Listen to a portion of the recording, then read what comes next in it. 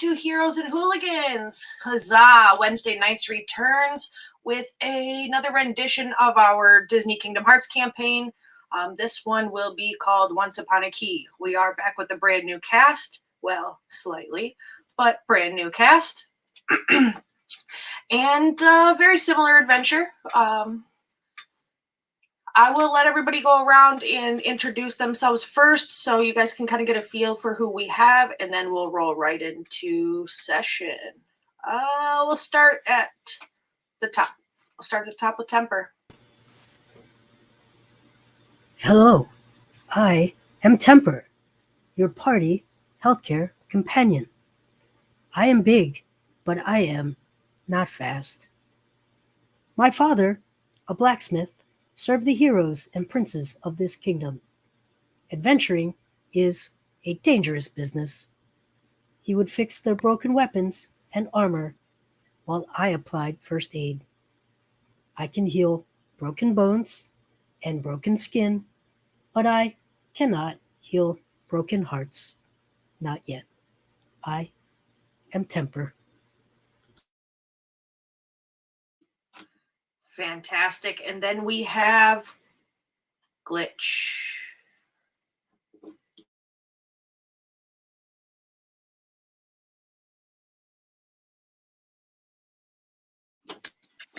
Watch Glitch miss that mute button repeatedly. Hi, I'm Glitch. I am a gnome, and I really like to explore, check out things that I haven't seen before because I'm from far, far away. I'm from deep space, also known as the Underdark, and I'm an experiment, and I just really want to know how things taste, how they feel, how they look, what they do. I just want to know everything about what I'm seeing and doing. That's all I got. And know things you shall, little Glitch. And how about Phyllis? Hi, I'm Phyllis. I'm like a satyr, so I got like these goat legs. But like I don't know, I've had like a rough few years. I always thought I was gonna be like one of these fighters, like really big fighter girls, but it turns out like I'm just like really not, I guess, not cut out for it. You know, I just think of myself as like one of the guys. You know, but I'm okay with that. Yeah, even though my mom always said that I should be more like my sisters, but I am who I am. Sometimes I get a little mad, and that's okay. But yeah, and I'm just trying to make it out here. Just trying to make it out here. We'll figure out how to make you make it, buddy. Don't worry. Don't worry. You'll be one of the guys making it out here in these streets. What about you, Ollie? Tell us a little bit. Well, I woke up, and that morning, we were walking. It was such a long walk. I mean, it was like at least half a mile. And we were getting so tired. I was getting tired. But my mama up there, she was in the circus, but she wanted me to get away. I don't know why. I would have rather just stayed with the circus. But she took me and threw me into a river. And then I was floated downstream and I was all by myself. And then I just kind of went in a little cave there and just stayed there for a long time. And I learned a lot about nature and about the way I did. Yeah. Anyway, I don't want to use up all my energy talking like this. And, I'm just, maybe I can find a happier place. And that's what I think my heart is.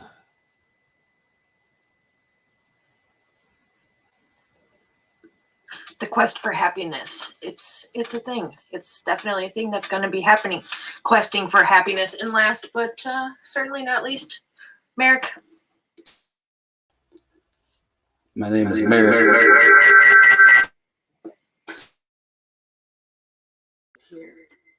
My name is Merrick, and I'm a fighter. At least I think I am. I woke up here, and the things that I have on me at least suggest that I'm some kind of soldier, or not really sure. I have no memories. I just came to this place, and I have no idea how I got here.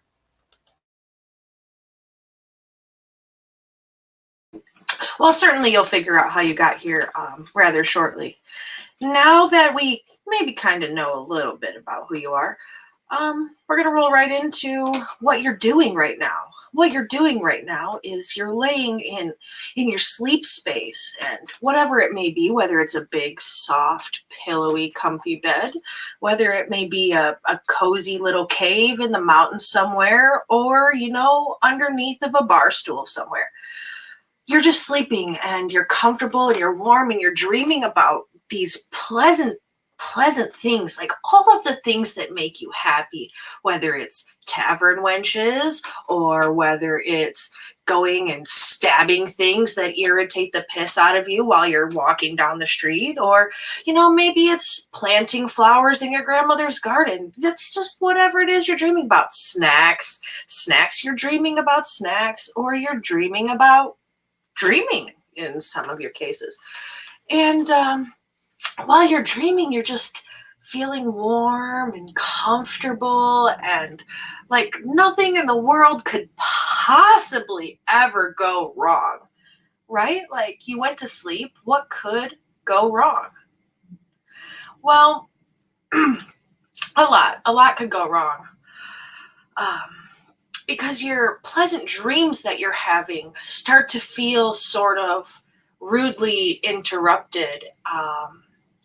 So much so you almost feel as if you're jolted. You're just jolted awake. And when you feel like you're jolted awake and your eyes spring open and you're like immediately looking around you, like, where am I? You realize you're falling. And you feel like, what in the hell is happening to me? But you're falling, and you're just falling, and around you is just dark space, and you don't see anything and you don't hear anything, but you can definitely feel the weight of yourself being pulled downward, and the smell around you is just damp and kind of moist feeling to you. And then you start to see a little twinkle in the sky above. And then through the twinkle, you start to hear a little bit of a rumble, and you hear this rumbling, and the rumbling is soon followed by a face appearing in the clouds of the night sky around you while you're falling through this seemingly infinite night sky. And the face appears to you, and it doesn't say anything, but it appears as a face of a lion with a great mane. And he looks at you, and you make eye contact. And in that moment, you know you're destined for something, but you don't know what that thing is. And then you wake up. And when you wake up, your eyes, they just like spring open. And you're like, what the hell kind of dream was that? And when you wake up, you realize you're not where you were when you fell asleep. And you're in these beds. 4 of you happen to be laying in these beds in a place you've never been. Glitch, this is definitely not deep space. When you look around, you see stone, but not the kind of stone that you're used to. And Phyllis, you smell a dampness in the air, but it's not the dampness that you would smell in a river. And Ollie, the feeling of coolness is not the same kind of coolness you feel in your cave at night. And Merrick, you just really don't know where the fuck you're at. And in the corner of the room that you're in, you see a very large, looming figure with not really much to say, but he's just standing there watching you. And you look, and you're not wearing your clothes that you were wearing. You're not holding any of your belongings. You're in just this room that appears to be maybe like an infirmary wing style of a room.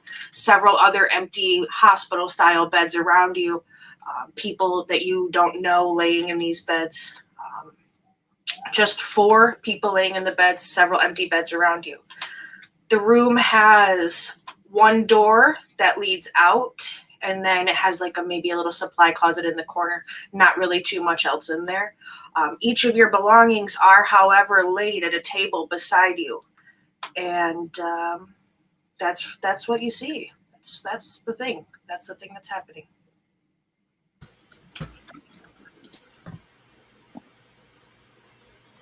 Hey, what? I don't know them. I'm gonna You look down will and be not all right. really make eye contact. There. Who's that in the corner, just sort of being weird, standing there? Harry, baby. The hell am I? Harry, baby. Harry,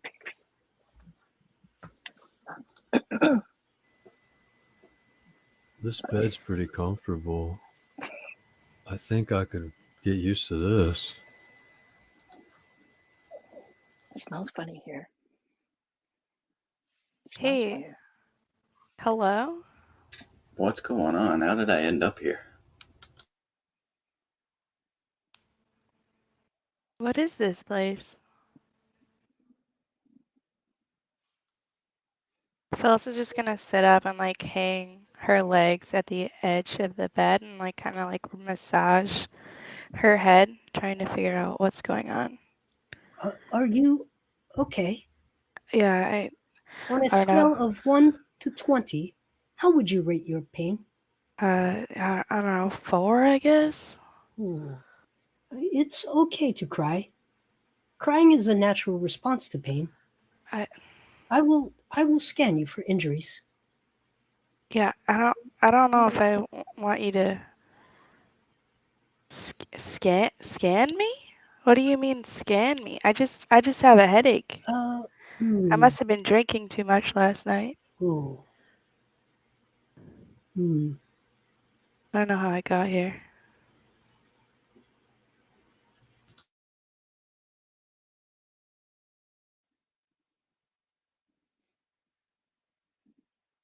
I mean, if you ask me, this is the place of my dreams. I mean, some nice warm beds, and clean pretty much, and yeah, this isn't bad. This isn't bad at all.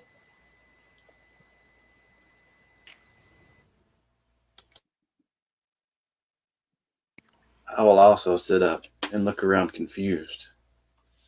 Who are you people? How did I get here?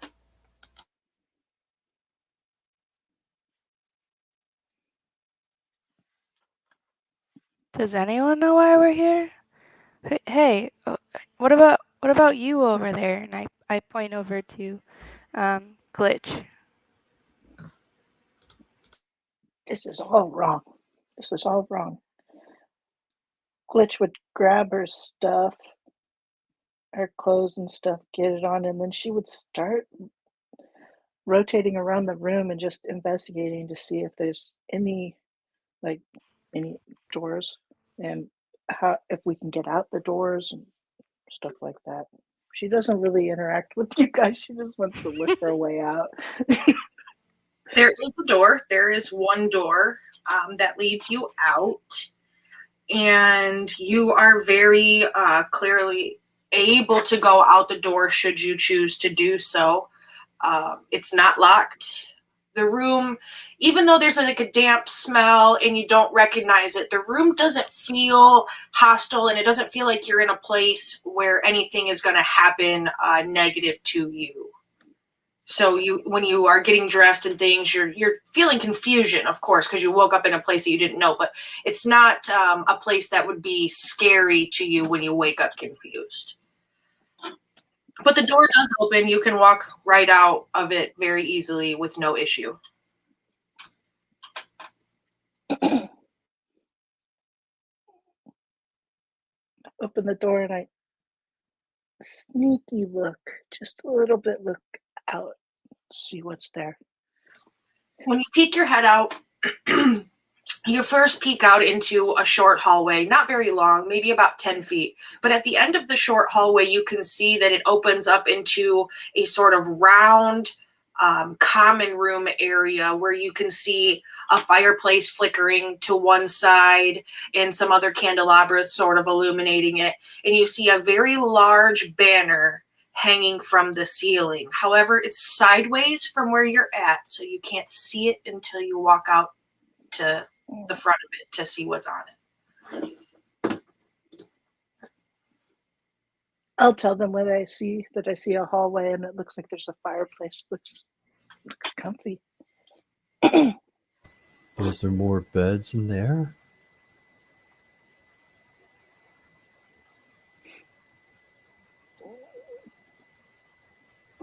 Nope, Okay, you don't I'm see gonna go any check beds. it out. Oh Anybody man, want to check it out? I just got comfortable here though. Yeah, I think I'm just gonna go. You guys, like, this seems weird to me.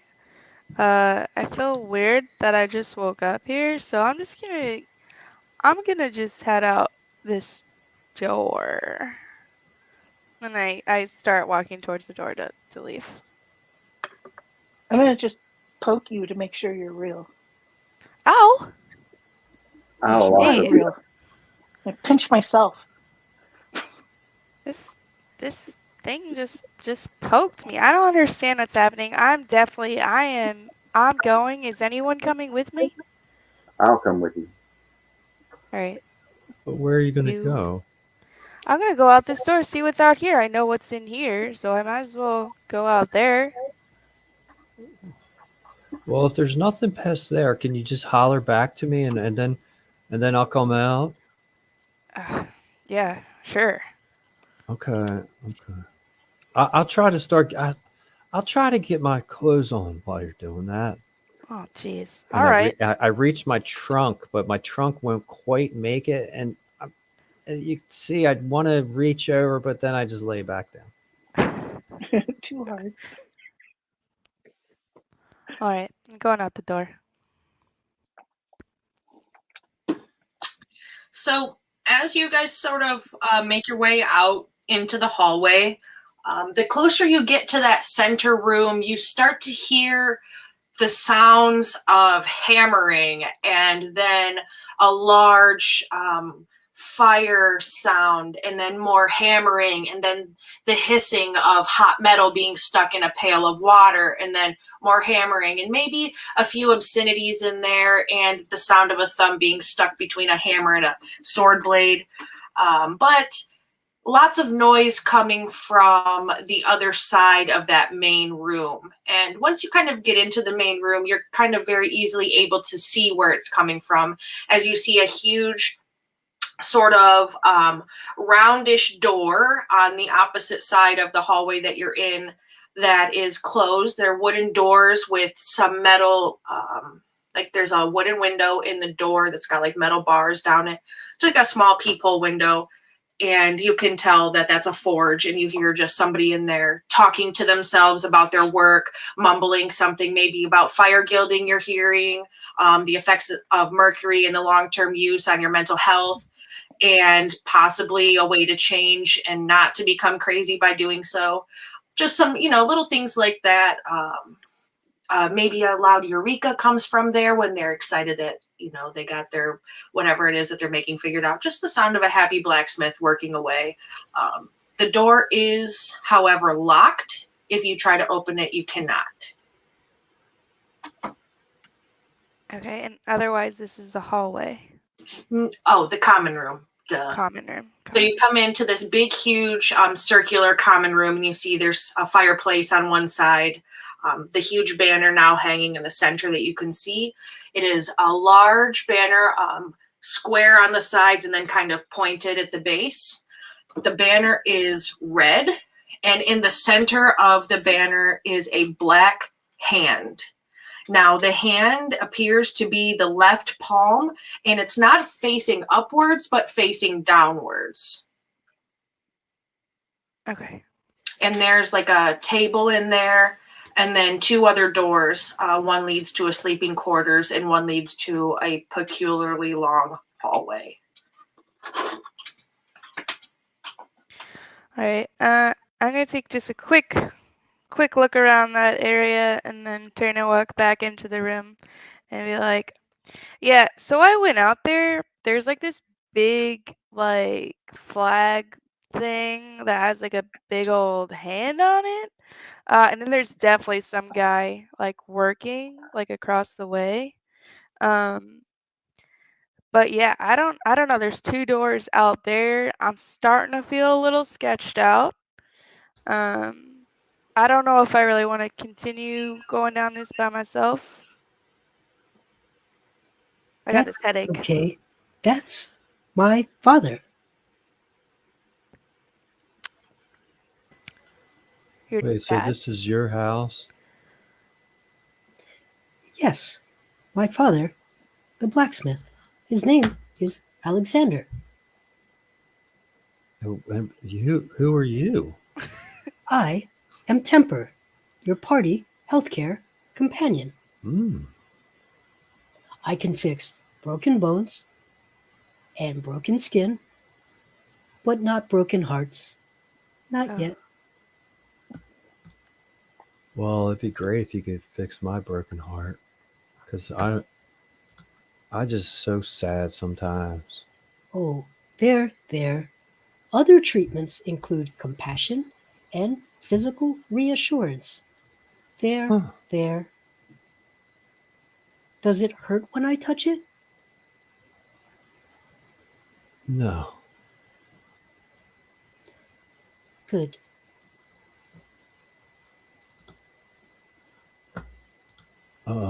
I guess I'm gonna get my clothes on. Yeah. Why don't you do that? That's a good first step. And then if I need to maybe take a little rest after that. Hey, temper advice. I would really appreciate it if you would let me trade you something for this pillow. This is like the nicest pillow I think I've ever had the pleasure of sleeping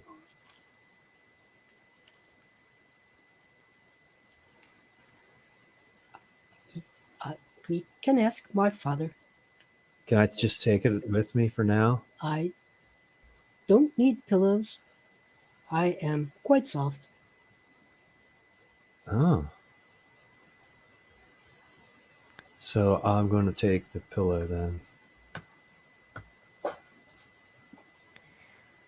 So you're saying you want me now that I've got my plate mail armor on to come with you? Yeah. Yeah. What's your name, pillow guy?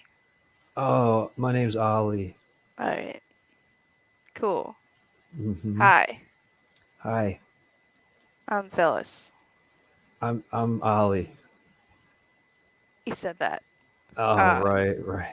I'm sorry. I'm just kind of waking up right now and stuff. And man, I hope we don't have to walk too far. This isn't a bad place. Maybe they could let me like crash here for a while. There's a fireplace over there. We can take a rest when we get there if you need to. Okay. Anyone else up for a trip out there? You want to see the big palm? Big hand? Let's meet his dad, because then his dad said I could have a pillow maybe. All right. Yeah, let's go. Let's go. Let's let everyone go. I'm Phyllis. Anyone Okay. else want to, say your name? I'm Ollie. Hi, Ollie. I'm Glitch. Hi, Phyllis. Experiment 420. And I'm Merrick. At least Hi, I remember Temper. that. I'm Ollie. Father wanted me to follow in his footsteps, and maybe someday I will retire to the forge. But for now, I want to go where the heroes and princes find their adventures.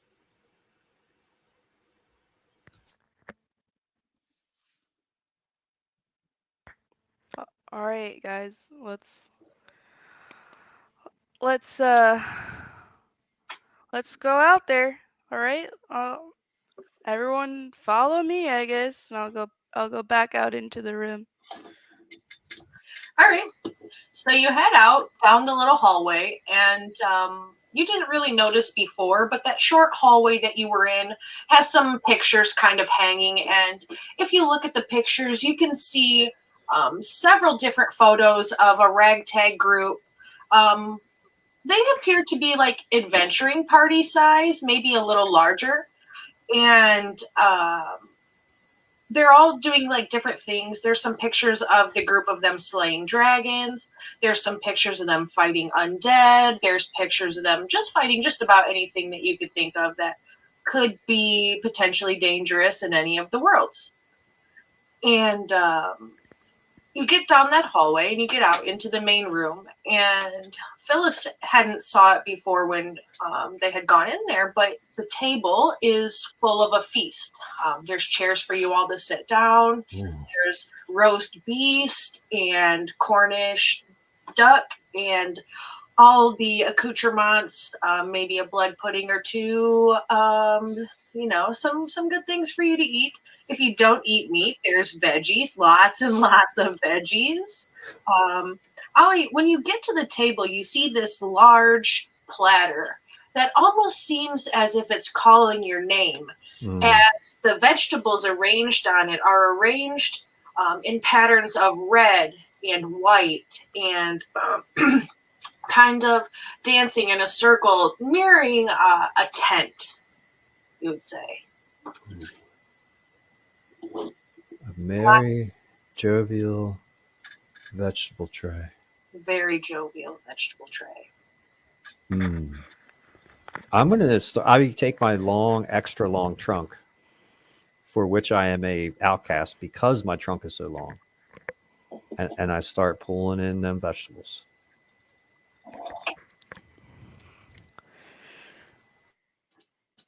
And the rest of you do hear the sounds of the blacksmith in the other room banging and clanging away. Doesn't seem to pay any mind to the fact that you're there and eating or care to come out of his sort of workspace. You sit down to eat and you begin to look around as you're at the table, and you start to notice that the decorations of this common area sort of match the banner with the black and the red, and the band of folks that was in the pictures. Seems like there's a set of daggers hanging above the fireplace that maybe belonged to one of the people in the photos, and a battle axe and some other things hanging around. You see a dragon head mounted on the wall, the eye of a beholder mounted next to it, some tentacles from a mind flayer hanging from another mount, lots of different monster carcass parts stuck to wood hanging above the fireplace. Trophies, I guess you would say.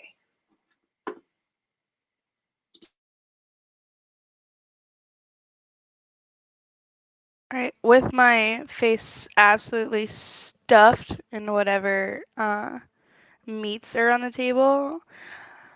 Hey, Temper. You said your name was Temper? Did you kill all these things? I never kill. I've never killed anything. This food is very good. Excuse me while I let out some air.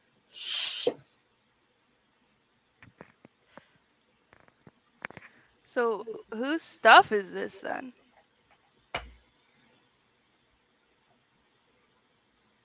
I don't know.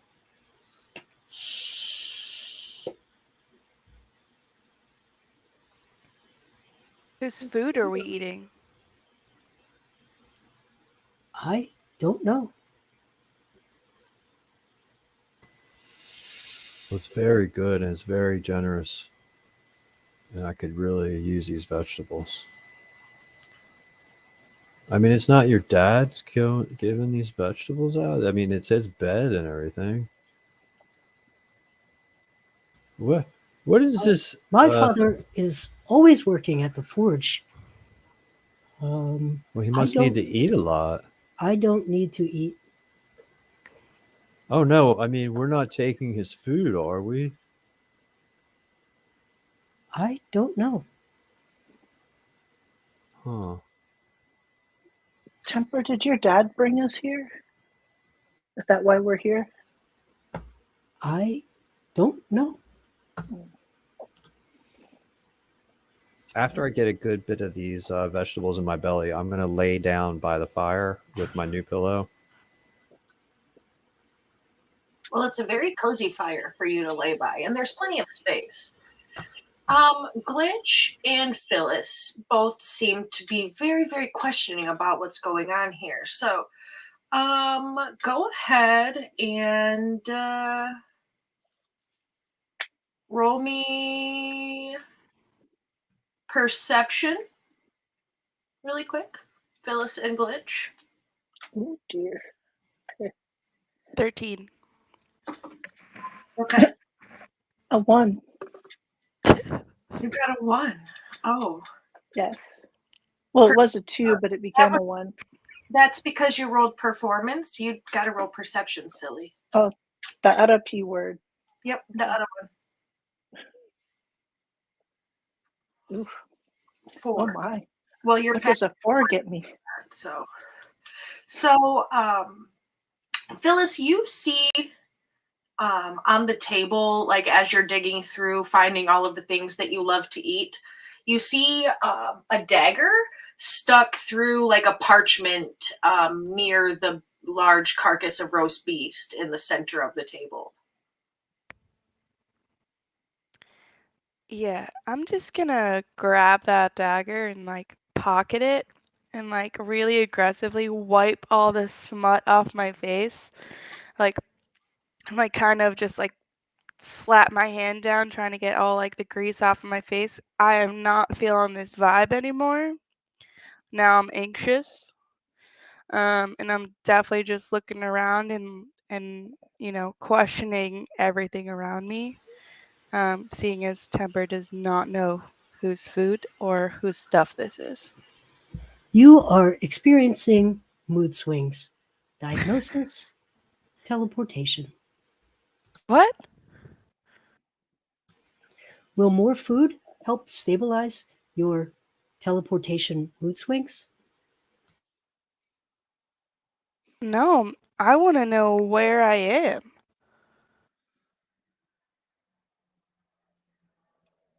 Why I'm here. Is no one else concerned?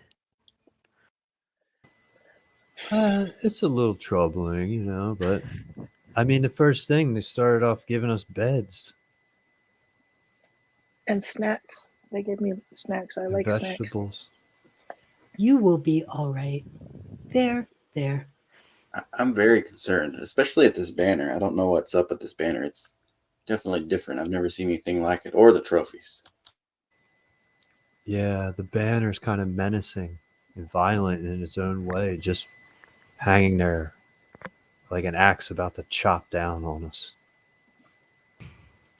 Just as you say, like an axe about to chop down on us, it almost feels like a magical force drops one of the axes off the wall, and then you hear this sort of ethereal giggling as it kind of picks up off the floor after, you know, scaring the piss out of you and hangs back up on the wall. I have some concerns. You could say that again. That was seriously sus. Guys. Glitch is like looking at like where the axe came from and where it landed and trying to figure out what the heck just happened. I try to look over my shoulder, but I can't quite get it without, you know. I'll walk over and pick up the axe and start examining it.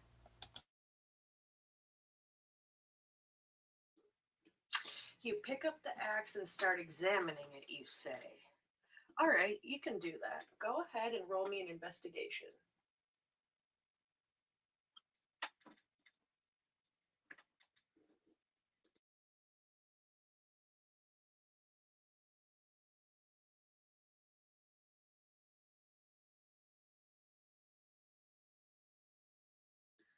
A 19. So you kind of like roll this axe around in your hands after plucking it back off the wall, and you see in the blade some chips, like it is very well used to slice down its foes. But as you hold it in your hand, it feels almost like it's tickling your palms a little bit and making you, kind of want to giggle because it's very tickly, right? And it does that until you kind of hang it back up. And then a flash of light kind of rolls through the handle, almost as if like a ha ha. And then it just goes back to being an axe on the wall.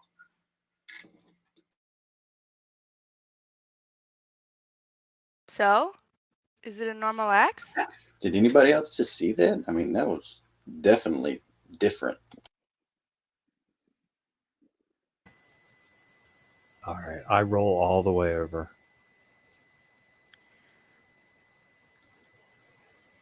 Temper, does your dad ever leave the forge? He works very hard, but he is a good father. I mean, maybe we ought to just talk to the blacksmith guy if this is his house. Yeah, can I just go like aggressively knock on the door and yell through the peephole?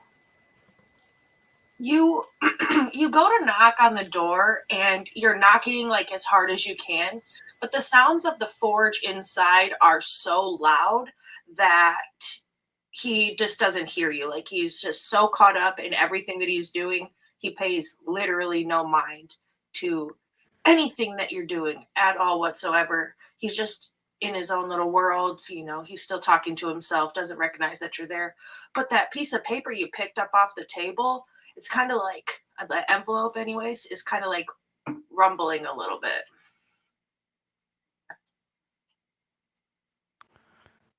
I'll look at it. And when you like start to look at it, it flies out of your hand and opens up, and you can see inside of it is red paper, and then you like a little black paper tongue comes out, and it starts talking very loudly in like this very shrill woman's voice. And as it begins to talk, it says to you, welcome, welcome, welcome, welcome to the lair of the hand. So glad you're finally awake. Enjoy the meal. We'll be with you when we can. And then it just shreds itself and disappears.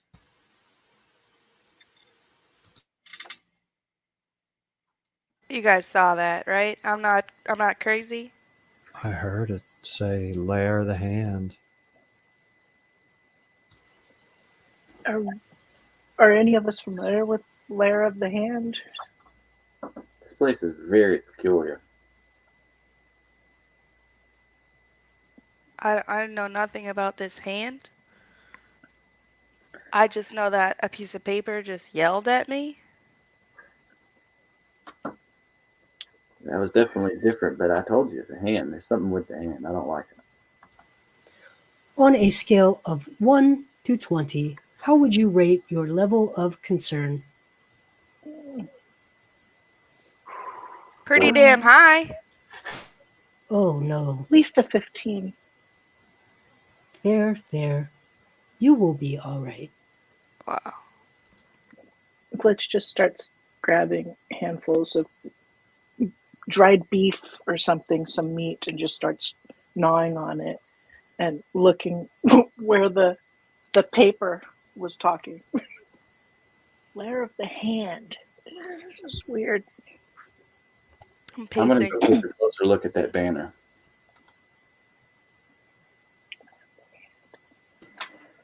So you like walk up underneath the banner and you look up to it, and it's hanging from the ceiling, so you can't really reach it. But it's just like an average banner. It's made of some sort of linen type of cloth, hand embroidered. The hand is sewn upside down in another black fabric. It doesn't appear to be anything magical, maybe a guild sigil or something of the sort.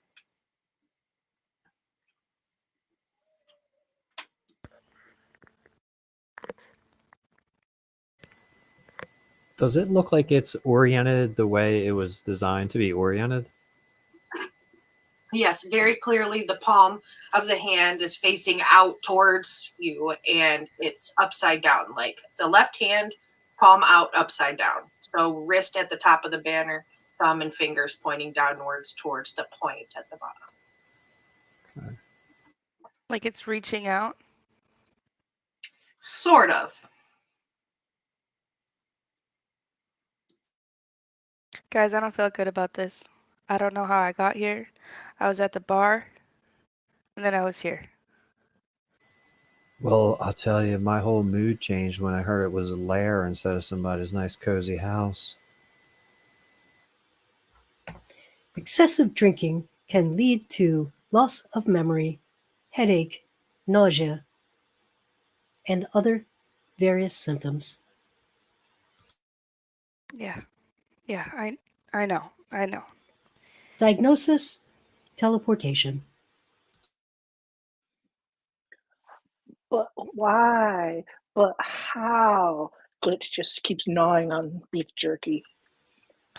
Why would I be teleported here? I had this weird dream, and then I wake up and boom, I'm here.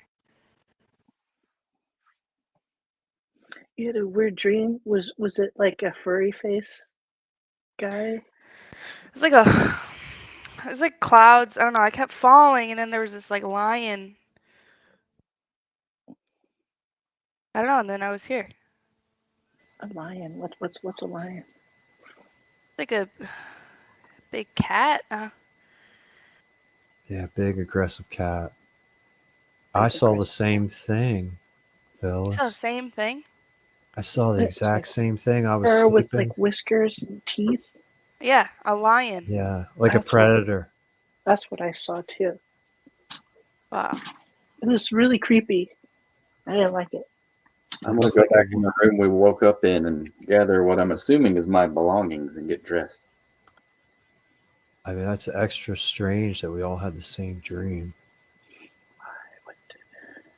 You were falling too? You guys were falling? Yeah, Forever. It it didn't felt good feel at first. It felt good at first. It didn't feel good at all to me. And then I got a little bit scared, but then I landed in a bed and everything, you know. Just try to get some sleep for once. Well, I don't like this because I feel like they're just getting ready to they're just holding us here like prisoners, and you know, I had enough time as a prisoner. That's for sure. What the heck is that? You are experiencing lack of motivation, tiredness, crushing fatigue. I have fatigue, yes. Diagnosis: depression. Oh man. Oh, Well, I feel like that was a private moment. that's kind of personal. I have violated your hippo rights. I am sorry. That's all right. I'll tell you what would really make it up to me is if you just let me have this pillow from your dad. I won't tell him. Okay. I don't don't want to think be a he thief. cares. I'm not a thief, though. You know, it's just you come across something like this and it means so much to me, and you probably could make another one. Will that pillow stabilize your mood swings? The next time I get a long rest, yes.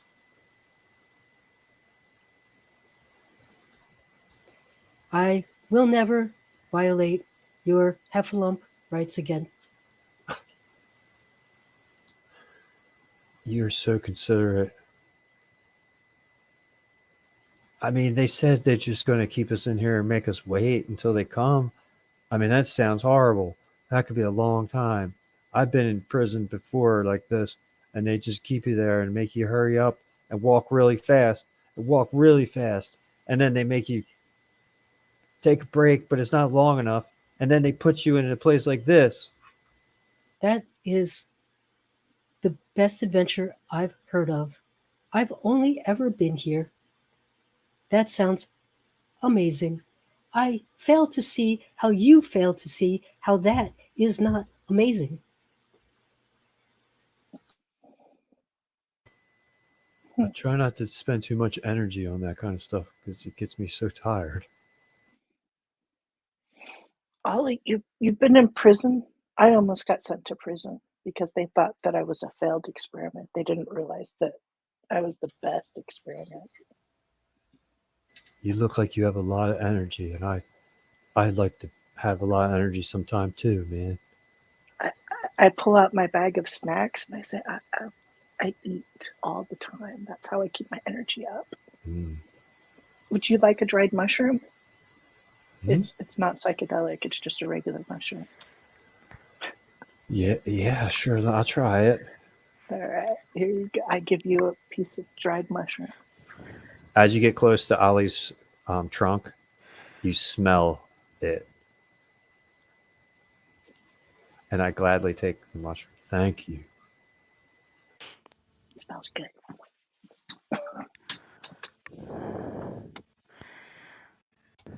Does anybody have any idea how we get out of here? Can we try the long hallway? Maybe. Yeah, there's 2 doors, right? There's one door that has a long hallway. Yeah, let's get out of here. There's no way I'm going to be a prisoner in here. Yeah, I can't just sit here and wait for someone to come get me. I mean, they serve a nice meal, but I got to be free. I'd rather be a hermit in a cave and free, be able to sleep as much as I want. Yeah. Let's go, guys. I can't sit here. You guys are more than welcome to, but I just can't sit here. I'm gonna start walking down out the door to the ominous hallway. Let's So grab some carrot sticks and walks with you. I'm going to follow you.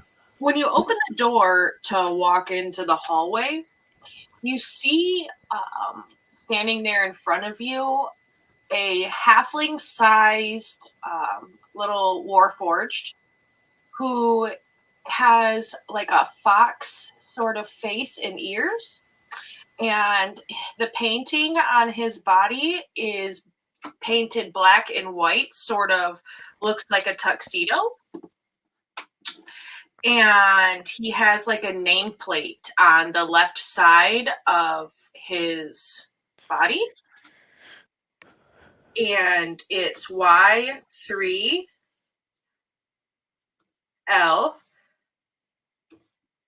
dash B15.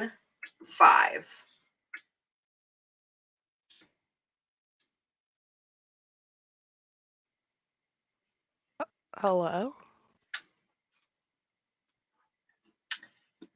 He doesn't really say anything to you, but his painting, like I said, represents sort of like a tuxedo.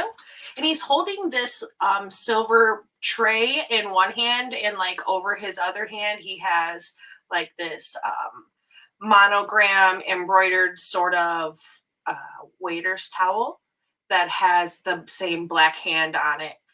And on the tray in front of you is a book, and it is a sort of thick leather-bound book.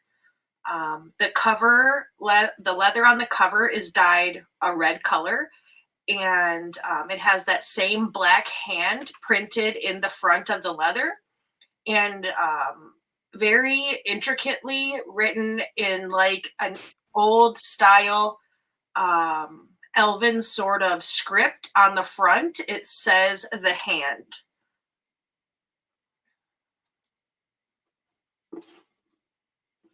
Can I just grab it? I'm just You gonna can grab grab the book. pick up the book. All right. So, 1 second, and I'll tell you what's in the book. Diagnosis: Manus necrosis. What?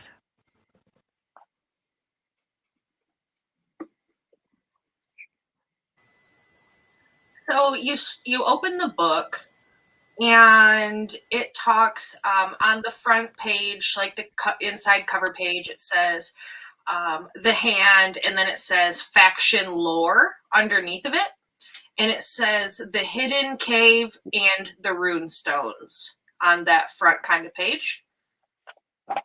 And then you flip it to the next page, and it starts to tell a story.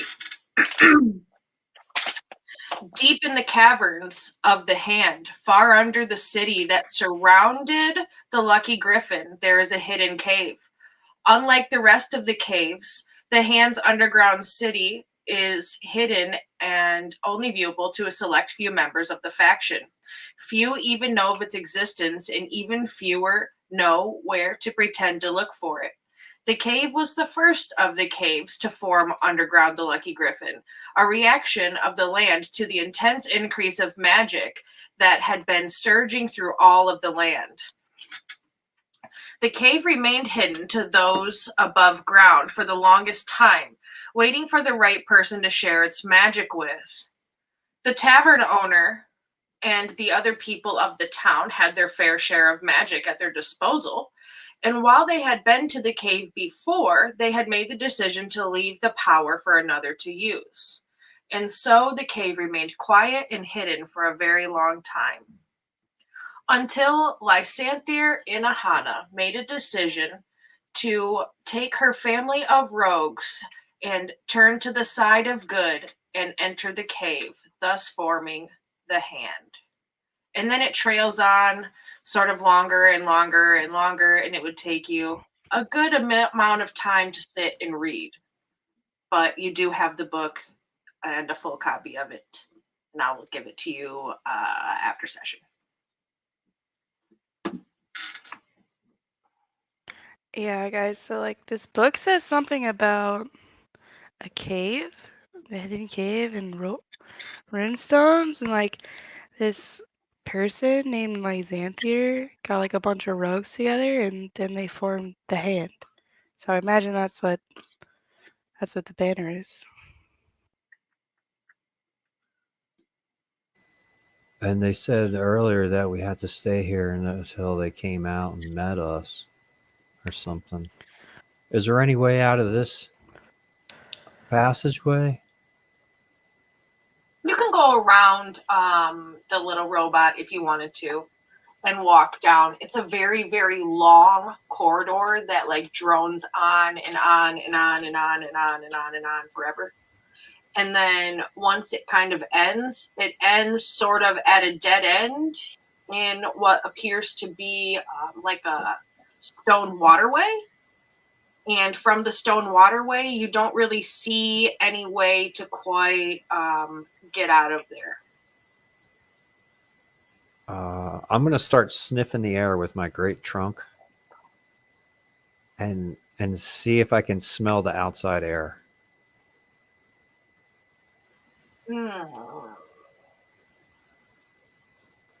Give me survival, will you?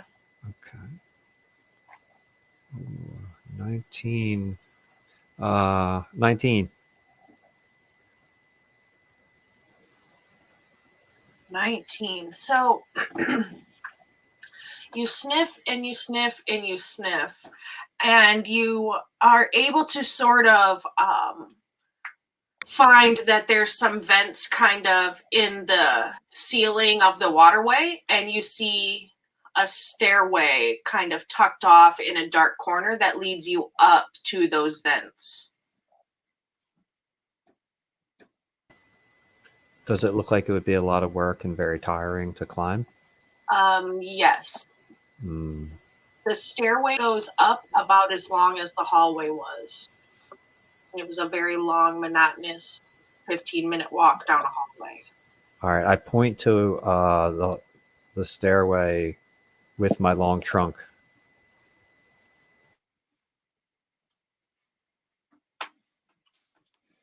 Yeah. Stairs? Let's go that way. You want to go up the stairs? Well, Yes. Let's do it. we don't want to wait for these. Maybe we have a chance to meet these people, though. Yeah. It seems like we were brought here for some reason. I'm with Ollie. Don't you think? Yeah, I guess we should go back. But I wait think- for the bureaucrats to talk to us when they finally have time. If it's a bureaucrat, I don't know. But sometimes they make you wait a long time. I mean, nobody ever asked me to teleport me here or anything. It Yeah. took me against my will. I'm going to check out the other room just to see what's in there. I'll go with you.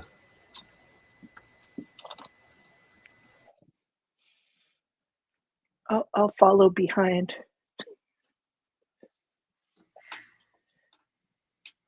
So you kind of head back down that long hallway back to the main room, and the food is still there, fire's still burning, it's still a comfortable place to lounge.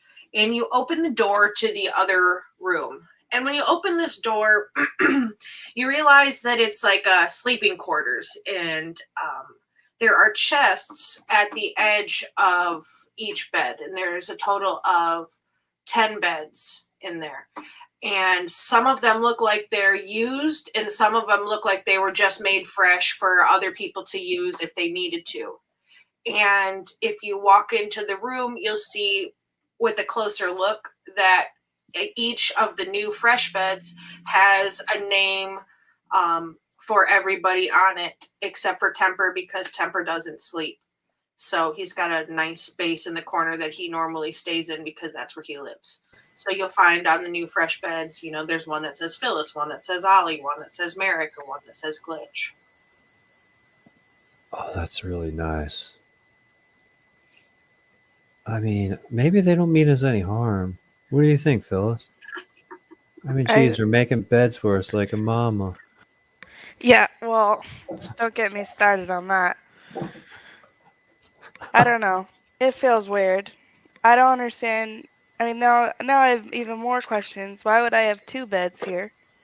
I woke up in a different bed, but this bed's got my name on it, literally.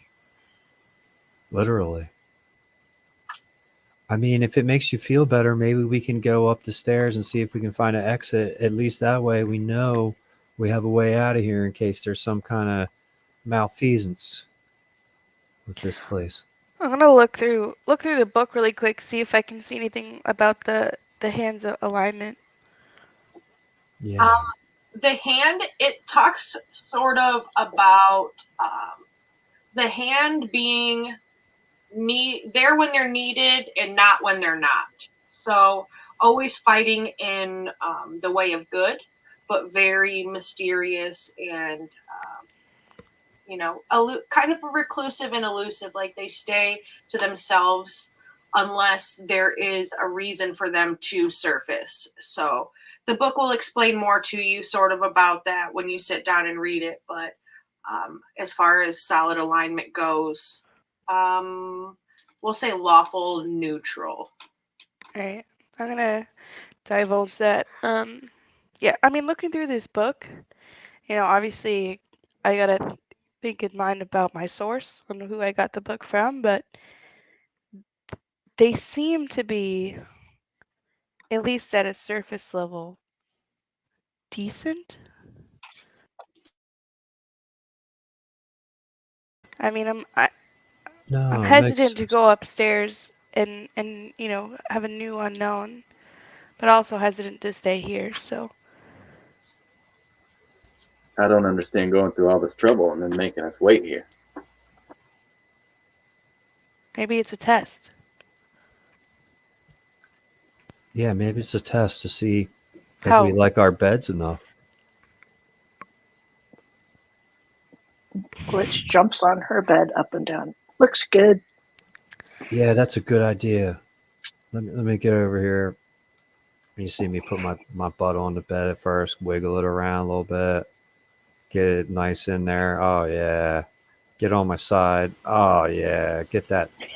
I take my extra pillow, I put it between my knees because my legs are so big and strong they weigh upon each other and hurt my knees sometimes. Don't tell Temper though. What if it's a test in obediency? She doesn't like tests. Oh, she doesn't really like the tests. Wow. Just talk to us. Harry, baby. Harry, baby, please exercise caution. A fall from that height could cause bodily harm. And Glitch sits on the bed.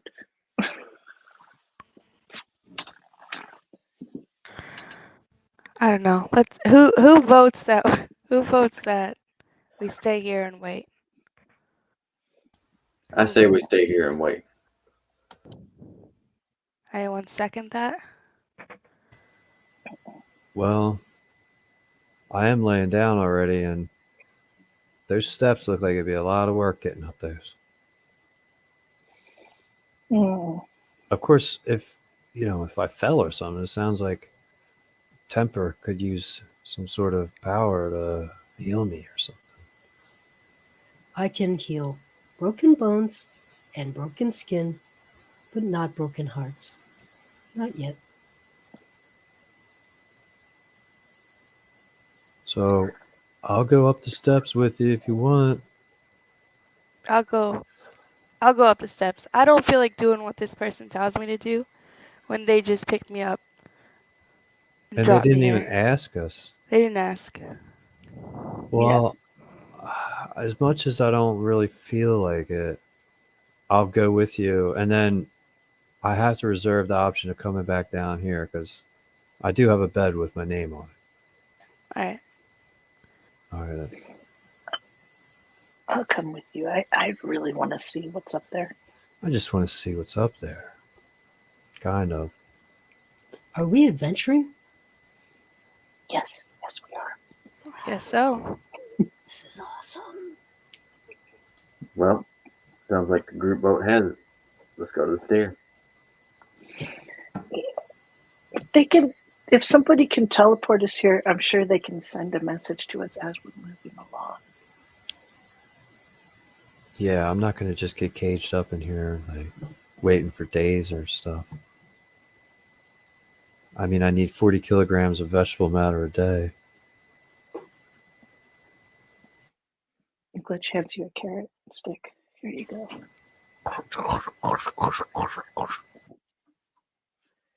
So you go back down the long hallway and you get to the stairs, and it's not really much stairs as it is a ladder. Luckily, a very sturdily built ladder that you're able to climb fairly easily. It doesn't buckle under heavy weight or anything of the sort. And the closer you get to the surface, you can smell the fresh air a lot more.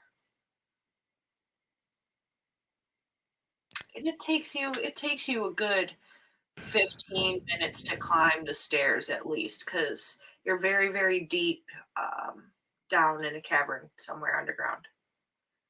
And then once you, get to the top and climb out, you find yourself standing under the night sky in a wide open field in a place that you don't recognize. And the sky above you looks very much like the image that you saw in your dream. Whoa. So there's still a giant lion in the sky. Yeah, that's what I saw in my dream. This is so weird. I'm afraid we're messing with some kind of god or something. Or some god has some kind of horribly difficult and tiring task for us to undertake or something.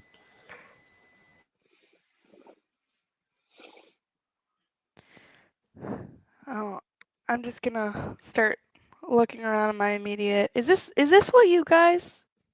This is what my dream looks like. This was like the literal place.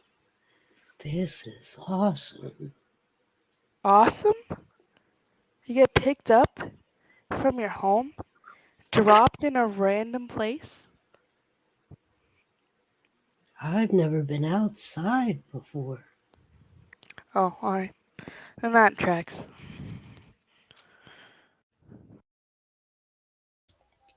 It's even Well- more strange that I have no memories whatsoever. None? None. I can remember my name, and that's really about it. Just little flashes every once in a while. It's not enough to put anything together. Excessive drinking can lead to loss of memory, headache, nausea. Oh, I definitely have a headache. And other symptoms. Diagnosis, teleportation.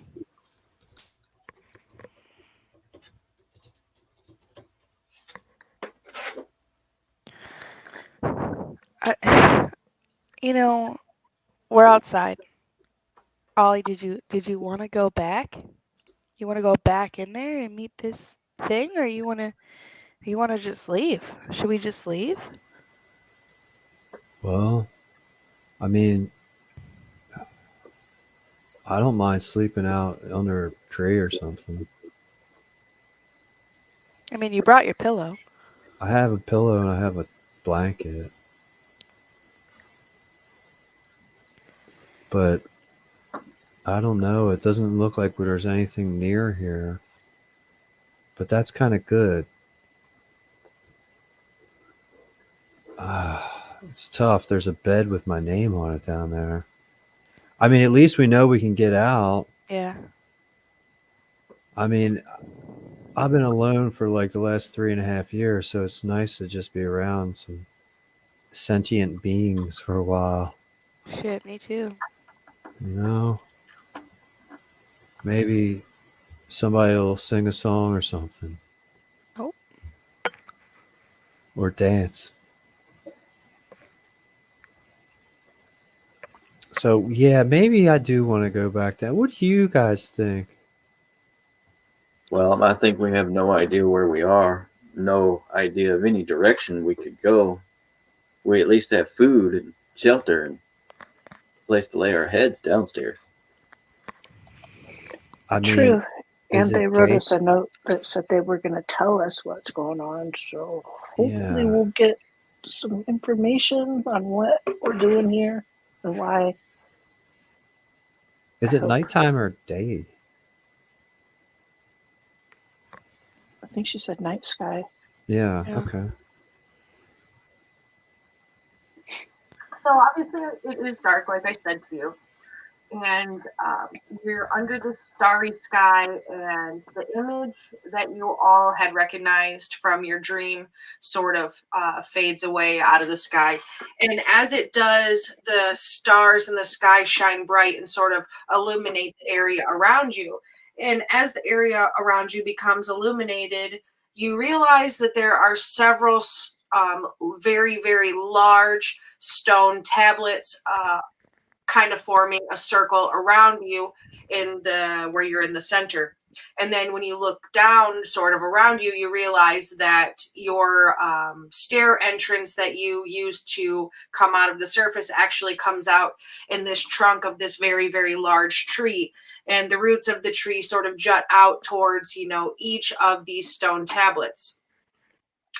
And all of these stone tablets are carved in such a way where they sort of look maybe as if they could possibly be a door, but there's no handle, there's nothing on the other side, you can't like push it open or anything of the sort. And if you go approach any of the doors, you'll see, or any of the tablets anyways, you'll see not only does it very much resemble a door, but each one of them at the top of the tablet has maybe a dinner plate size, you could say, circular space where it looks like something is supposed to fit inside of it. And every single one of them is empty. In each one of the tablets, they're all empty. But in the middle of that sort of empty space, you can tell that something sort of fits there because there's like a square sort of peg hole where it looks like something like snaps into it.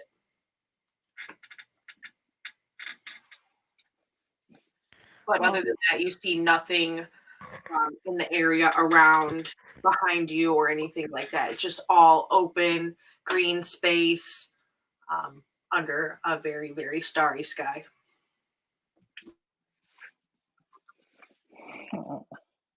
Can I walk over to one of the stones and just kind of look at it and kind of like put my fingers like in the little divots, little holes?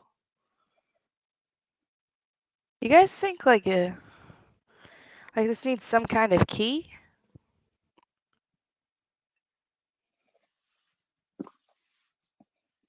Could be. It looks like something goes there. It definitely does. Be careful with that, though. We don't know what it does. This has got to be some kind of magic. I don't know any magic. Let's see. Which says I know a thing to identify something, but I don't know. Do you tree? And then there's these. Are there when we look at these stone surfaces with the missing thing? Are there ruins or anything in a language that maybe Glitch would understand? See, she speaks common, gnomish, primordial, and uncommon. I mean, undercommon. Roll me a flat D8, please. Flat D8. Okay.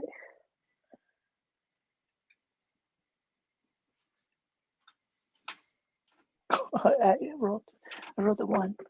Okay, so you walk up to the door that is like the first door in the circle, and you start to kind of closely examine the door, and you start to look and you see if there's anything written in the door that maybe you could understand. But you start to see, as you sort of examine the carvings in the door, that it appears to be some sort of language, just not any of the ones that you maybe particularly speak. So I'm going to assume you'll probably check another one, right? Yes. Okay. So as you go and check the second tablet, you see also there's more carvings in this one, but they don't appear to be in any of the languages that you speak. Okay. Can I tell if it's the same words on each door that I don't understand? I don't know. If I could tell just from the pattern of the words, is it the same message on each door? You can't read a majority of them, but there is one door that you approach. And as you sort of, start to get irritated that most of these, giant stone tablets that look like doors have just had a bunch of what appears to be chicken scratch to you, you see this door and you're looking at it and you're like reading and you're like, wait a minute, I kind of recognize these markings. And then you start to kind of look closer and you get a little squinty eyed. And as you get a little squinty eyed, you realize that you see some gnomish runes, but they look like they've been sort of decimated. And you are smart enough to deduce the fact that maybe that these runes, when properly written together, make some sort of magical incantation.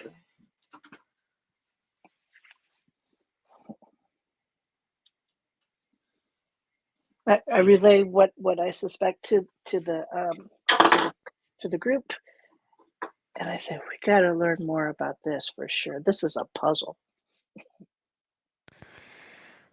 very puzzling. I fear that we're not going to be able to do this without talking to the group.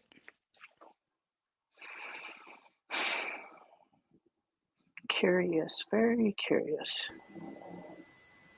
Is there a certain number of realms in this world that I know of? So you know where you're from, right?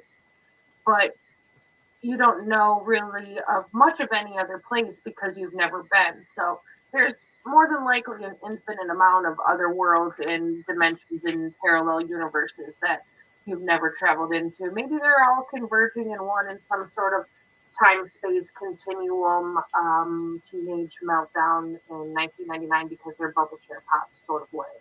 One of those kind of things. But to your knowledge, you really only know about the Savage Circus. I can heal broken bones and broken skin and broken stones, But not hearts, right? but not broken hearts. But he's working on that. Not yet. Not yet. I cast mending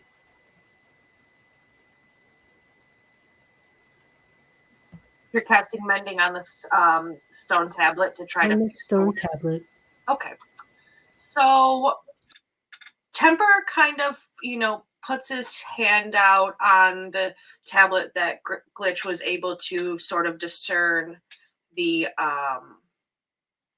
runes on a little. And as he does that, the only thing that really changes is the runes kind of clear up a little bit, and Glitch is able to make out the words deep space. But the tablet, it doesn't illuminate or open or turn into any sort of door. But the runes sort of do fix themselves a little bit to read the words deep space. Deep space. Do you see it right there? It says deep space. Deep Isn't space. that where you said you're from? That's where I'm from. Yes. Wow. Is it really far away? It's very, very, very far in the underdeep. I mean, there's no doubt in my mind that these are some kind of amazing way to avoid a lot of walking and traveling. I mean, I think you can just go right through one of these and go right to a place without walking there. Phyllis tries to walk through the tablet. That's an idea. You kind of no. excitedly,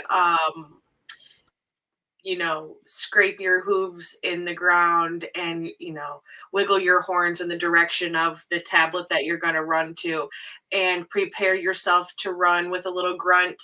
And as you take off, you smash face first into the tablet. Your horns kind of like crinkling up, your face kind of crinkling up, very, very cartoony as you kind of like, fall to your head with the little canaries floating above it. Oh, you said we could just walk through it. It's like magic, though. You didn't do it the right way. You got to know like a secret word or like this thing that's on the top. And I point with my trunk. It's like something is going to go inside of here. And then I bet you something magic happens and this thing turns into some kind of magic doorway or something. Like a key. It's like a key. They probably have the key. They probably have the key right down there, Phyllis. They're probably going to give us the key. Yeah. Hold on. Let me sit down for a second. Okay. I'm going to lean up against this. Yeah. We just take a little break and then go down and get the key, maybe. Yeah. I'm going to sit down next to Ollie. Rub my head. Because but I can tell you, I don't really want to go back to the Savage Circus world. That's for sure. I want to go somewhere that has like, it's just really comfortable, happy place. Yeah. You know what? Let me get up. All right, I'm going to start looking at more of them. Anything I can recognize with my Luxodonian eyes? Go ahead and roll me a D8. Okay. A nice 5. A nice 5. Let me see what we get here. Okay. So you kind of walk around and you're looking at them, and a couple of tablets away from the one that Glitch recognized, you sort of see in the very familiar Loxodonian sort of ancient relic writing, you see what could possibly be the parts and pieces to make up the words of Savage Circus. Oh, look at this. Look, I can see it right there. It says Savage Circus in Luxodonian. That's where I'm from. That's where you're from? Yeah. And then this one is from where Glitch is from? Yes. Is mine here? It's got to be here. Gonna look around. All right, you look around. I'm just going to sit down here for a second. Roll me a D8, fellas. 3. 3. Okay, so you kind of walk around, and just a couple of doors away from where Ollie found his door or big stone tablet that said the pieces to where he's from. You see a tablet that has some scratches in Sylvan. However, you're unable to put together the words or maybe a name of a place. You're just able to recognize some of the symbols as broken ancient Sylvan. Yeah, I don't know if any of these are from my home, but like this one looks like it could be Sylvan. Like a couple of these like pieces look like Sylvan, but I can't read it.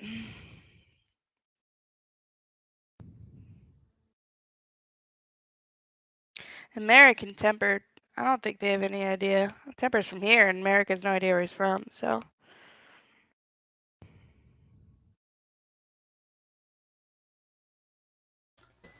I lean in and take a closer look, see if there's anything I can make out.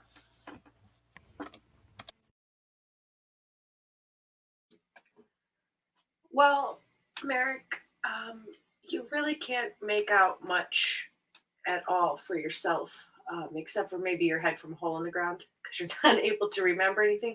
You can speak a few words of a couple of other languages, maybe, but it's kind of really hard for you to register if they're kind of coming back to you. You don't recognize anything. Sorry, kiddo. It's really rough, isn't it? Waking up in a place that you don't recognize. Sorry, I'm sorry for you.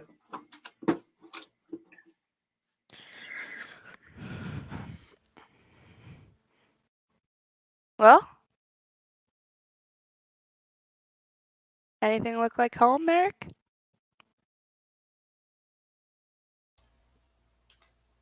Not really that I can tell. I mean, it's all just gibberish to me. You're looking tired. Y'all want to head back down, or do y'all want to try and figure out more to do with these doors? I think we should head back down. If we take a little break, then we look for the keys. I bet we could find the key. Look for the keys up here? Oh no, down there. Yeah.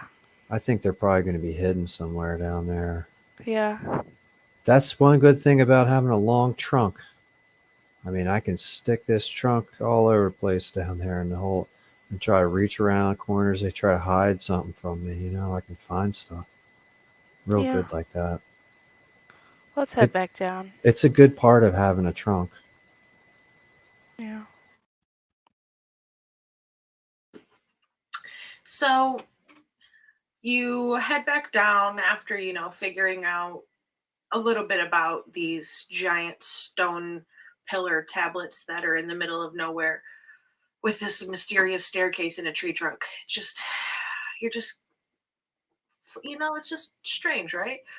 But have no fear, right, guys? Because when you get back down there and you're just chilling and waiting, and Phyllis is thumbing through that book a little more, they come across a story in the book of the hand, and you're sitting around the fire, having some refreshments and the accoutrements that accompany that. And Phyllis begins to read you this story. And it's a little bit more about the hand. And the story tells of a battle a long, long time ago where the members of the hand battled several dragons of different colors, chromatic dragons, clearly evil, big bastards. Didn't really like it. But they battled, and they fearlessly take down all of these dragons, right? In this story, the best kind of adventurer story that you could ever read in a book, right? Because that's the kind of fun stuff that people like to do, read books about adventures instead of go on their own, right? So you're reading this story, and it's telling of this great battle with these dragons and the siege on this castle. And, the hand, they're very victorious, and they kill these dragons, and they help the castle rebuild, and the town is okay, and everything is grand and glorious, right? and the hand kind of slips away into, their sort of dark recedingness.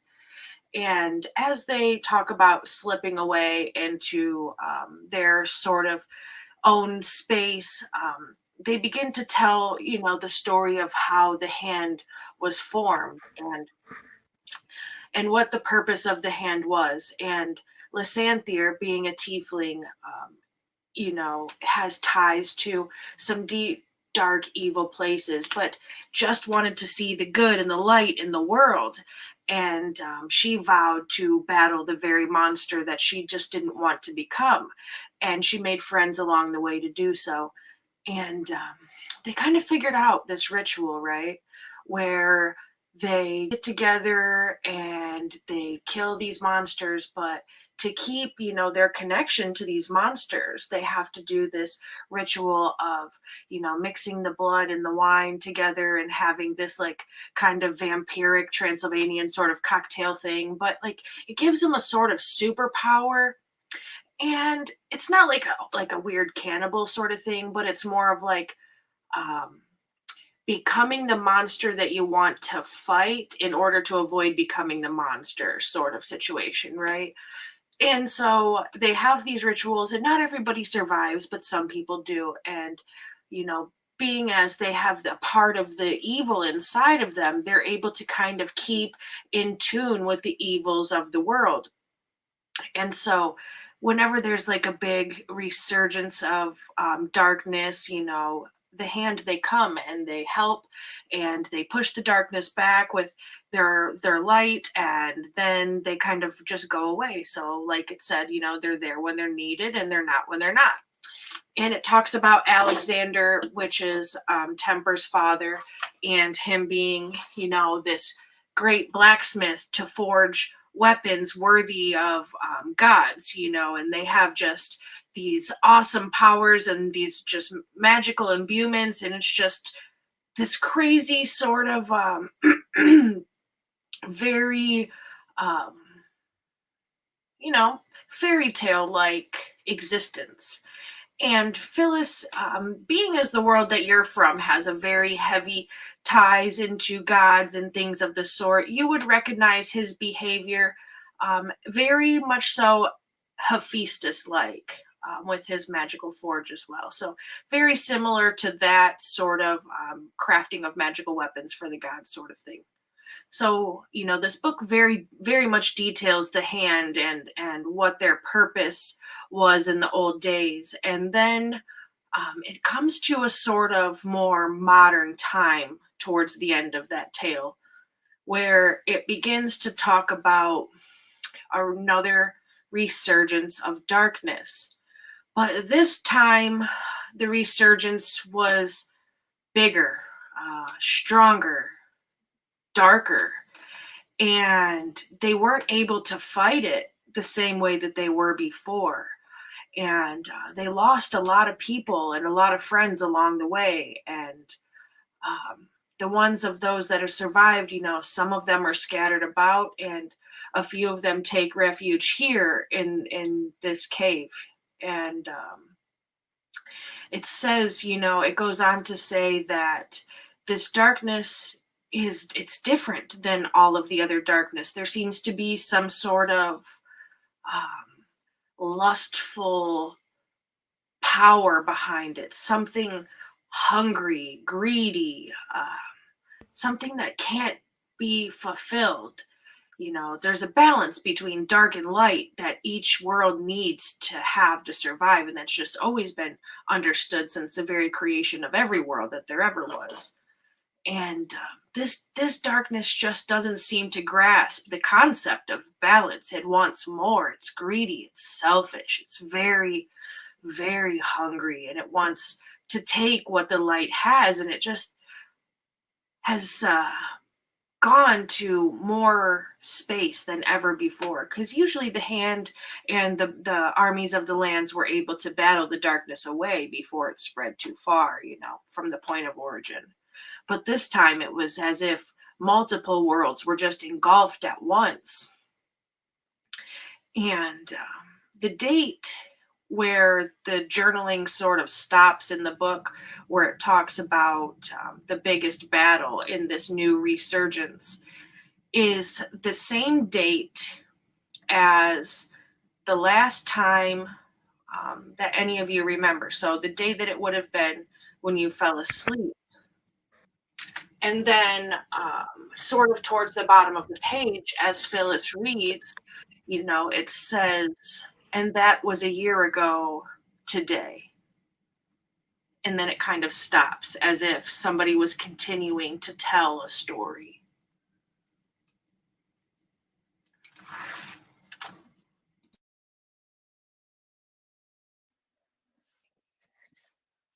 A year ago Today.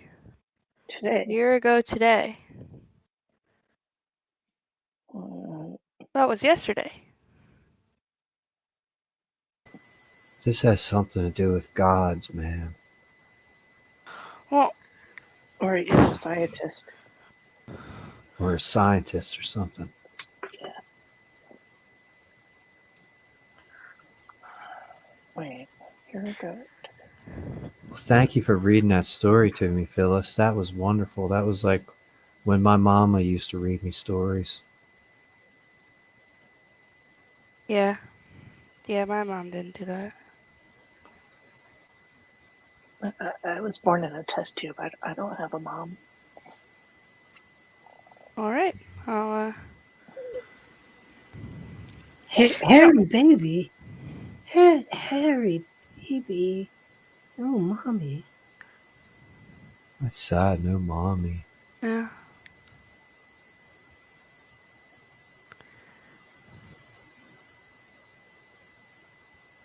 Well, anyway, sorry about your mom, or lack thereof, but it's funny you mentioned gods, because Temper's dad kind of makes you think of this old Greek god. He's like the Greek god of like blacksmiths. Maybe he's a dwarf.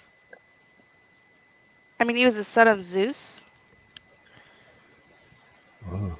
So, yeah, I don't know. Who's Zeus? Oh, Zeus, he was like god of gods, He was like Hercules' dad. Oh. Who's Hercules? Oh, well. I just rubbed my head. I'm very clearly now realizing that I'm not home. So he's a son of a god, man. Wow. Yeah. Kind of makes you a god yourself, So you're telling me there's a god in the other room? That's what I'm wondering. Sounds But he dangerous. can't hear us. He won't open the door for nothing. He can't hear us. I wonder if I blew my elephant trunk really loud if he could hear us. He works very hard. He's got to take a break, no? Here, let me give it a try.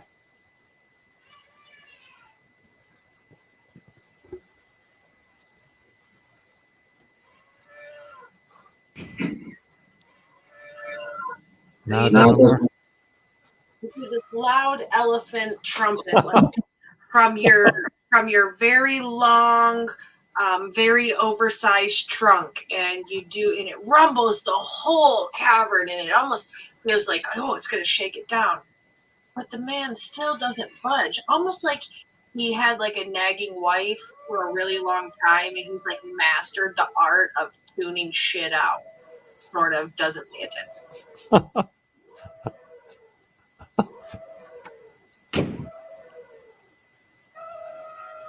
Okay, Ollie. Okay. I'm not doing that. Wait, what's happening? Wait a sec. Oh my God, it's just going through everyone. My bad.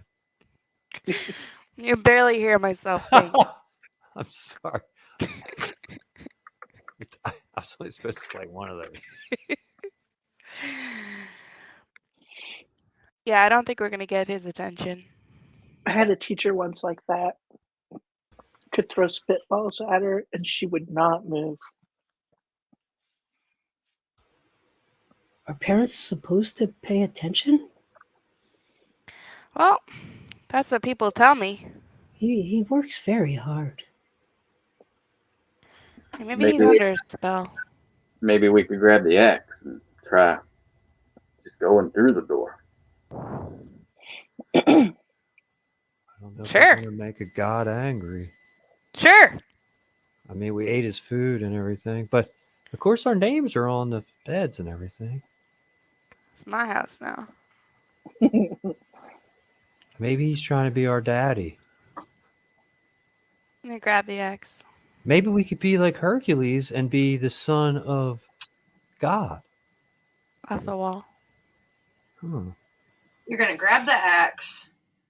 And when you grab that axe, it begins to sort of vibrate in your palms, almost as if tickling you, like tickling the palms of your hands, making it very hard for you to hold on to it until you want to put it back down. I'm going to try and power through. Going to try to power through. Roll me a wisdom, will you?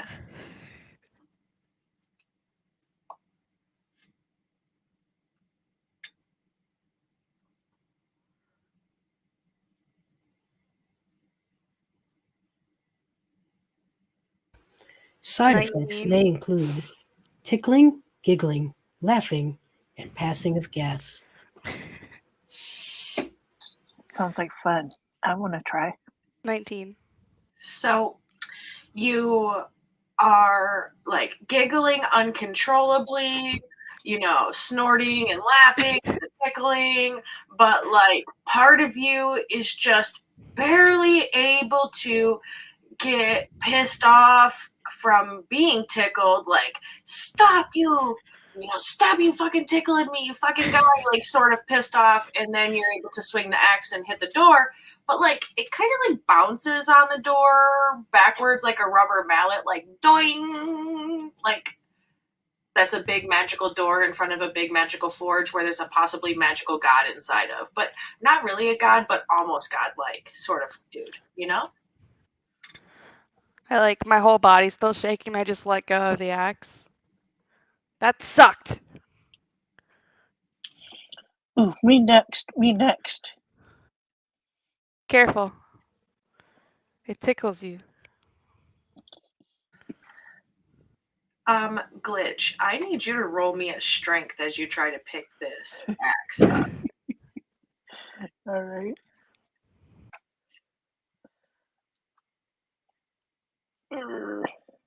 Wait. Is it just click on this? Mm-hmm. Yeah, that did something. Woohoo!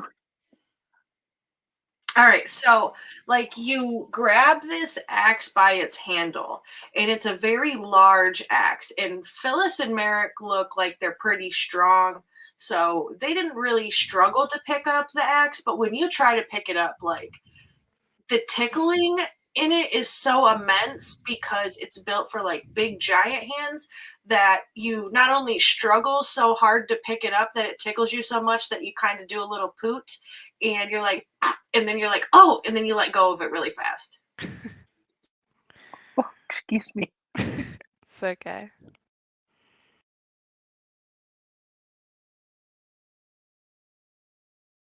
I mean, what else is there to do but wait for these people to come back?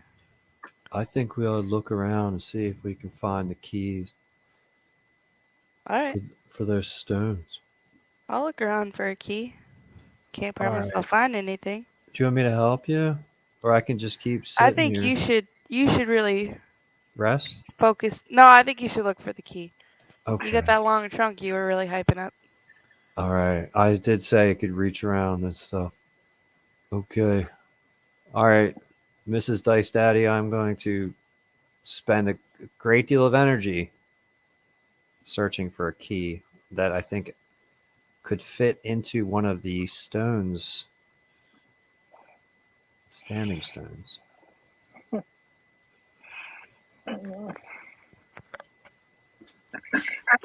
So roll me an investigation.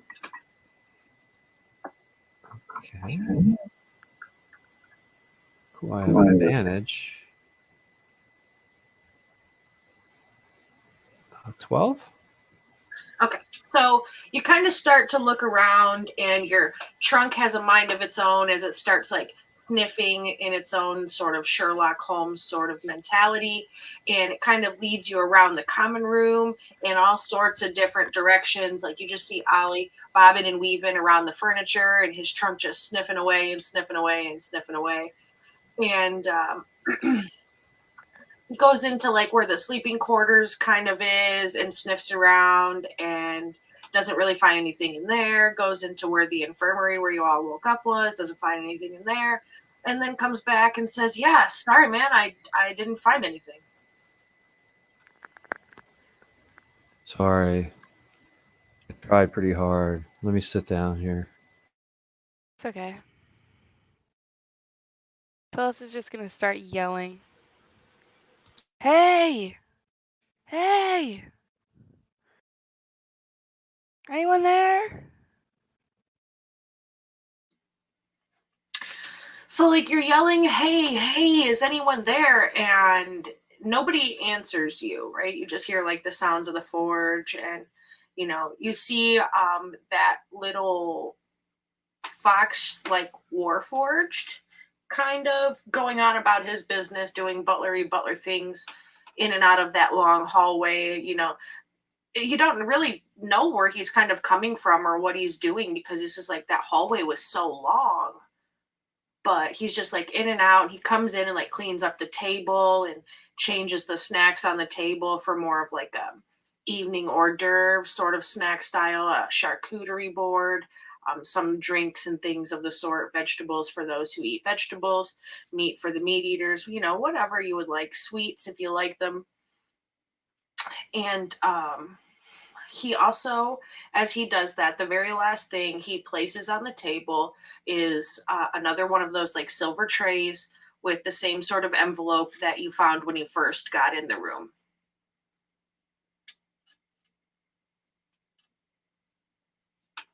Hey guys, he put an envelope there. Yeah, we all know what those do. I guess we should check it out too, huh? Yeah.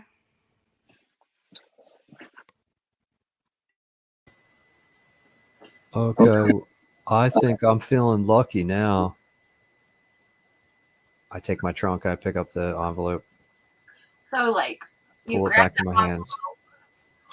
and you, just as soon as you try to put it into your hands, it goes like flying out of your hands into the air, and it like opens up with another high-pitched shrieking shrill voice, and it kind of howls at you, to tell you, thank you for being patient. Read the book, it'll tell you a lot of things. Sorry you're having shell shock from being asleep for a whole year. A coma does that to you. Don't worry, we have more answers. And after that, it kind of like does this little like smirky face and then shreds itself. Huh. Well, I'm sorry. really good at being patient. What? What? A year? Well, Wait, does that mean that we fell down the hole for a whole year? A year.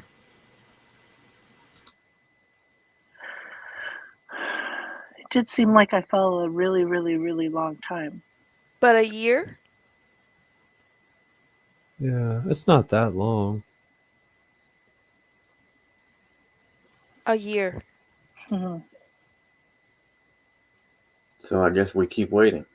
Or I don't want to wait. I think we should trash the place tonight. That's what I think we should do. Enough waiting. How did I not lose any weight? A year?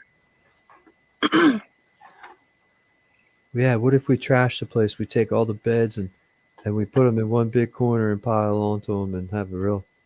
And we steal the charcuterie. I mean, it looks good. I like sausage.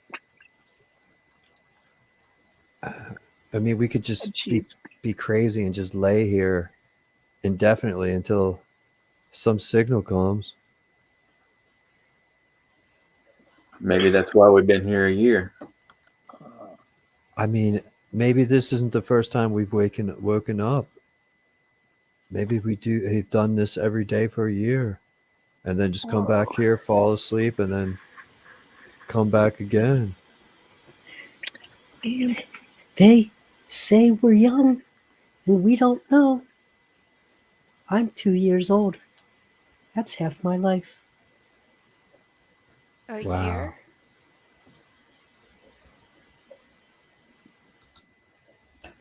I mean, Temper, is there any way we can talk to your godfather?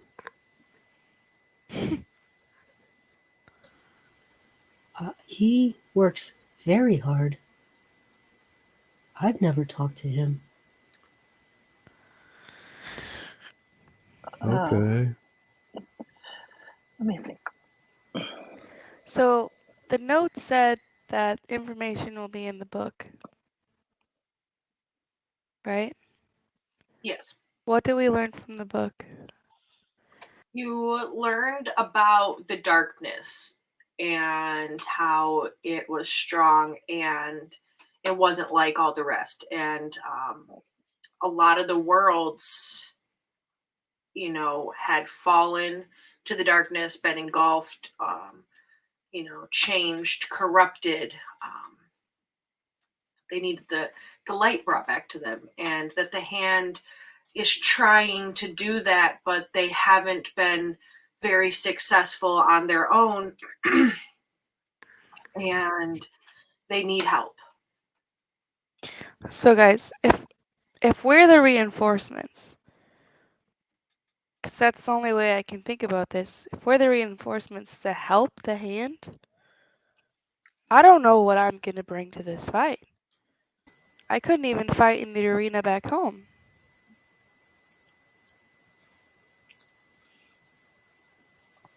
Yeah, I didn't sign up to become some kind of soldier in somebody else's war. But, I mean, they're pretty nice about the way they're giving us beds and stuff and food. But Why would they keep us asleep for a year? I don't know. Maybe they were busy. But they are right now. But it sounds like they lost the battle and now they're asking us to go ahead and take all the work to go ahead and do what they couldn't do. I don't know how we're supposed to do that. I mean, these guys were fighting dragons. Do you think our homes are okay? Do you think my sisters are okay? So I don't you know. start to flip through the book, Phyllis, and you're like reading through where it was talking about the lands being overtaken. And as you read, you hear, you don't hear, but you read the stories of the lands and how they fell in the sort of succession that they fell in. And several different ones. You hear, Atlantica and the country of the Musketeers and Deep Space and the Enchanted Dominion and the land of the dragons. And, there's several different ones that you hear. Trokar happens to be one of the names that you read in there. The woodlands, the deep jungle, Agrabah, very many places seem to have gone, and in there is each of your homelands, Phyllis, Ollie, and Glitch. You recognize the name of your homes in the list of places to kind of fall, and you read through and you're checking the dates, and you're like, a year ago, like, this is crazy, what? And then you notice that your worlds were some of the first to fall, and you were saved by the hand and brought here, and that's why you've kind of been in stasis. Temper is the only one who's kind of been conscious through the spreading of the darkness. However, he doesn't really kind of know because he's never been out to be able to answer any of that to you. So even though he's been through it all with the hand and his father and the rest of the gang, he just didn't know. Like, he couldn't have told you any of that. I relay all that. Guys, our homes are done. So our homes were among the first attacked by the darkness. Yeah. And do they still exist, or I guess we'd have to go through the door and see if our homes are still there. So when it talks about this darkness in the book, it doesn't. It talks about the darkness in a different sort of way, as like opposed to like monster attacks necessarily, as opposed to like a darkness that kind of seeps in and corrupts and changes things. So something that might normally be bright and shiny is now dull and lackluster, or something that might be normally happy and cheerful is, turned sad and sort of, just apathetic to everything. It just corrupts and changes things from their light disposition to a darker, more, I'm trying to think of the word for it, but just like a darker disposition. And like, if it was something that was already dark, then, think of something that was maybe evil in your homeland. It just takes the heart inside of that thing that was already so evil and twists it and makes it just an even more evil thing. So your world still exists, your land still exists. It's just a skeleton itself. Like a different iteration, kind of like a very tarnished, corrupt version. Yes. Well,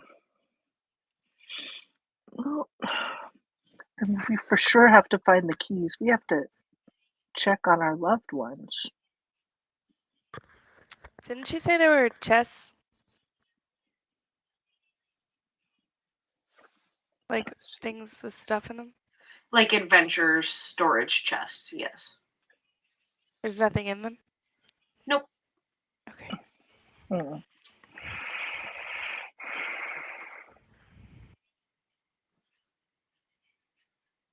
The ones at your beds don't have anything. They just have like for storage of your belongings. Yeah. Ones at like the foots of the other beds that look like they're slept in, they have like very simple belongings, tattered clothing, worn out leathers, things like that, stuff that they maybe would have changed out but didn't throw away, old cloaks that have the hand on them, or armor pieces, nothing really wearable. It's all like old and dilapidated, I guess you could say.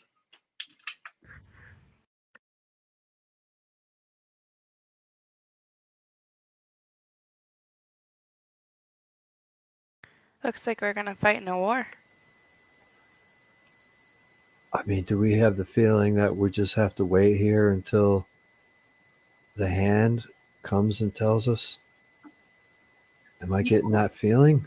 That's a really good question, Ollie, because just as you ask that, you hear like this twinkling, whizzing sound as you see this little sparkly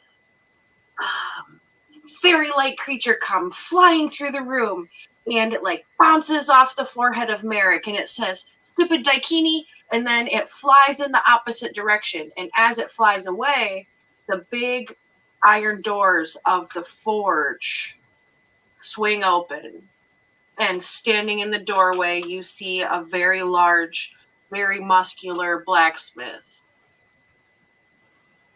And that is where we will pick it up next week. Woo! Thanks for hanging out, kiddos. We'll pick it up here next week. And yeah, thanks for hanging out.